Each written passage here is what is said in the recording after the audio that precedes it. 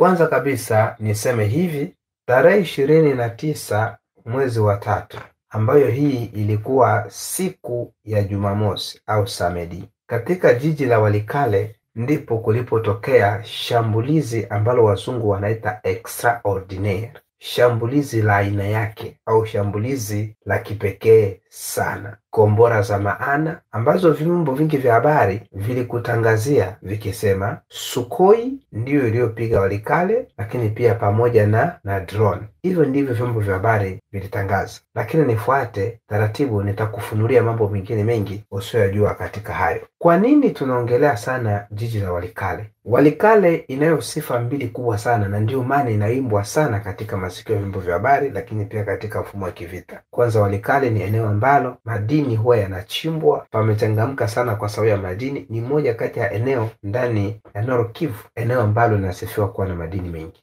Lakini pia jambo la pili, Walikale katika maana ya kijiografia, manake kijiografia ama katika ramani, Walikale ni eneo ambalo linatoa shene, manake ni eneo ambalo lina connecte na mikoa mingine kwa urahisi, au na mavile mengine, barabara zinazotoka pale unaweza ukafika maeneo mengine kwa urahisi, hasa katika jiji Kisangani. Walikale ni njia iliyo rahisi sana, na moja kati ya strategies za RDF kukamata Walikale ni pamoja na kuiwinda Kisangani. Kwa hiyo Walikale kurudi katika mikono ya wazalendo, hivi moja kwa moja inatupa picha kwamba mpango wa RDF kwenda Kisangani maana yake umevunjwa miguu. Lazima pia wakae kujifunza watakwenda Kisangani. Kama hawatategemea tu wale ambao tayari wamekwisha kufika ndani ya Kisangani kama Benfitre, lakini kwa strategy walizokuwa nazo zimevunjika, kama ambavyo strategy hizo zilivyovunjwa pale Plaine de Ruzizi baada ya kujengwa ule ukuta wa Yeriko pale, ambao uliwanyima nafasi ama access ya kufika Uvira na kwenda Baraka na kuendelea. Ndiko ambako Walikale wamevunja mpango wa Kisangani. Sikiliza, kitu cha kwanza, Walikale ilikuwa imekaliwa kabisa na FARDC na wazalendo, lakini wao M23 wakaja wakainyang'anya kwanza Walikale. Walipoikamata Walikale, ilitokea kwamba M23 RDF waachie maeneo yote walioyakamata, wasikae, majeshi yatoke, kwa maana wapo kwenye ceasefire au cessez-le-feu. M23 walitoka Walikale. Walipotoka Walikale, walitoa amri kwa FARDC kwamba msikanyage, sisi tumetoka, lakini hatutaki kuona FARDC wakikanyaga Walikale ama wazalendo, pabaki hivyo kwa condition.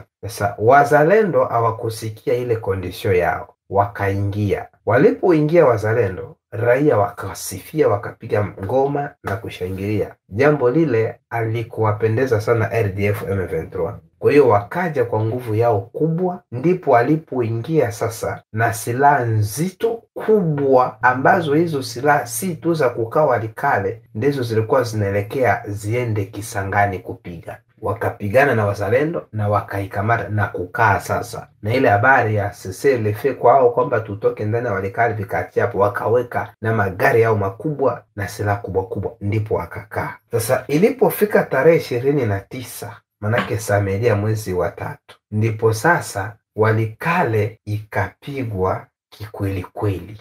Ilionekana Sukhoi ikizunguka katika anga la Walikale kwa muda fulani, lakini hii drone haikuonekana, ambayo tunaisema drone ilipiga Walikale. Ilionekana ni Sukhoi kwa muda fulani. Sasa upigaji wa Sukhoi na upigaji wa drone viko tofauti, lakini pia huwa vinajulikana upigaji na makombora ya Sukhoi yako hivi na drone yako hivi. Sukhoi ilipoonekana na kuondoka, lakini M23 walikuja kugundua wamepikwa kombora ambazo toka waanze kupigana vita hawajawahi kuasisti kombora kama zile, hawajawahi kuishi upigaji wa namna ule. Kwanza wakati wanapikwa makombora hawakujua ni Sukhoi, sasa ni droni, ni watu, hawakuelewa makombora yanatoka wapi. Kwa hiyo walipigwa vya maana sana ndani ya Walikale. Na wakati wanapigwa ndani ya Walikale, hapakuwepo na infanteri. Kwa hiyo zile kombora zilizopigwa kama kadhaa hivi zikakatika, na baada ya kombora zile kukatika waliogopa, kwa maana waliona wamepigwa kama makombora yale ya Deuxième Guerre Mondiale. Walichokifanya, walibidi waanze kuokotana yaliyokuwa maiti, walioumia, kukusanyana wao kwa wao na kuanza kuweka kwenye magari ambayo yalikuwa yako unafuu, na wao kuanza kuondoka. Manake ni kama wakaondoshwa kwa lazima, hawakuriposti kwa maana hawakuona mtu wa kupigana naye, wakaanza kuondoka.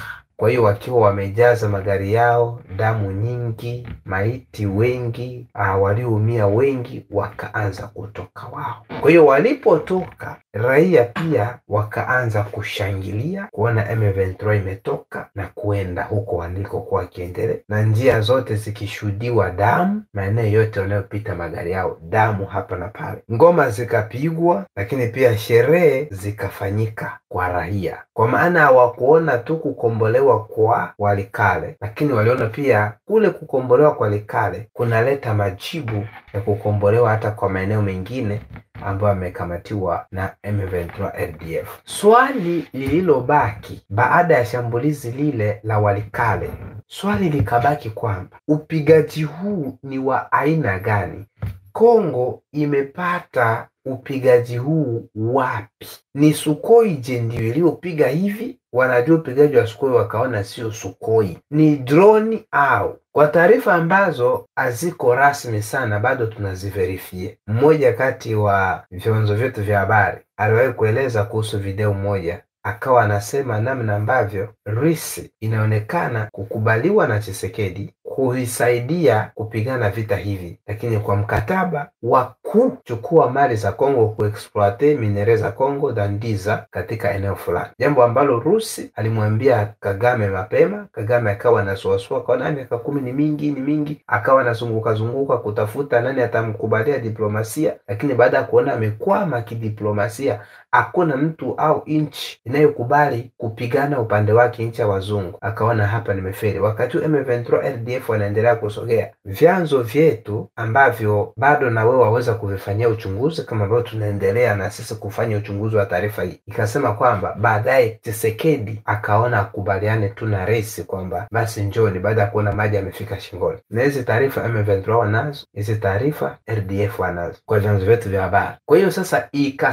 ikasadikika kwamba yawezekana upigaji ule, kwa maana makombora alikuwa anaanguka wakati huo Sukhoi haiko angani, haionekane angani, na ni makombora ambayo ikishuka manake ni shimo kama palipotoka volkano. Sasa baadhi ya watu wanaeleza yawezekana makombora haya yalitokea Kisangani kuja kupiga Walikale, kwa maana wanasema uwezo wa Rusi wa kupigana, makombora walionayo yanaenda kwenye makilomita maelfu. Mtu mmoja akawa anasema uwezo wa Rusi wa kupigana hata wakiwa Kisangani hawahitaji kusema avance, wao hawana avance. Kisangani wakaweka vitu na kushusha Kigali, hawahitaji tusogee sasa Bukavu, tusogee sasa Goma, kule Kisangani ni kushusha Kigali. Tena hapo wapunguze makilometraje, kwa maana Kisangani na Kigali manake ni karibu ukilinganisha na uwezo wa bunduki zao za kwenda masafa marefu. Hizi taarifa wakati mwingine wanazieleza watu wenyewe wa M23 RDF kwamba hapana, tulichokiona Walikale, hii sio Kongo, hii sio Sukhoi, sio drone, wenyewe wanalalamikia hivi. Kwa hiyo kwa kupigwa kule, namna ambavyo hawajazoea, ilibidi waanze kurudi bila kuambiwa rudini na kuondoka wenyewe, na walipoondoka ndipo waza wale wakaingia pena na kutamalaki jiji la Walikale. Hatujui kama kutoka kwa RDF M23 ndani ya jiji la Walikale wametoka jumla au wametoka wanakwenda kujipanga tena ili waje tena kukamata. Basi matokeo mengine tutayajua mbele ya safari, ila tarehe 2 mwezi wa 4 mwaka 2025 Walikale imekaliwa na waza FARDC. Raia wana confirm hiyo na kila mtu ana confirm hiyo. Hiyo ni taarifa ambayo ipo. Bado tunaendelea kufanya uchunguzi waje warisi kweli wameingia kweli, wako Kisangani kweli, na wako tayari kufanya maoperation kweli, au vipo. Maana taarifa zingine za ndani zinasema taarifa hizi za Warusi ni kama ziko Kigali asamporsa, na hivyo kufanya hata Paul Kagame kuendelea kuambia watu wake M23 RDF kujiretire. Na taarifa zingine zinasema hawa wanaopigana ni kama M23 peke yake, hivi ni kama Rwanda anataka kujitoa kwao, kama anajitoa kidogo kidogo. Ni taarifa zote za kufuatilia, lakini pia ni taarifa za kuombea. Anapopigwa askari kombora, kombora alichagui askari tu, kombora alichagui raia, linaruka na kila anayehusika anahusika. Walio wengi wanakufa hata ambao hawana hatia. Tuiombee nchi ya Kongo tafadhali. Hiyo ni taarifa kwa kifupi sana ambayo nimejaribu kukufanulia. Uwe na wakati mwema, Mungu akubariki.